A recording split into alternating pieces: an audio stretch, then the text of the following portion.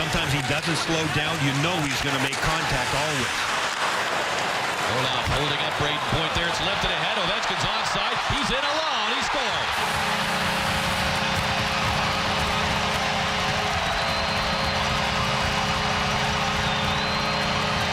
As well as the Lightning have played here in the second, they give up one opportunity to that man and ends up being 3-0. Well, it's the second period, so the offensive guys, when they make a line change, this is what Ovechkin does. Orlov sees the line change. He just flips it. The Lightning aren't aware that Ovechkin had made a line change and gotten in behind him. Killorn is back there playing defense along with Stroman, and he just doesn't really pay attention. It should have been the offside guy that had an idea of what was happening there. Coordination from the bench will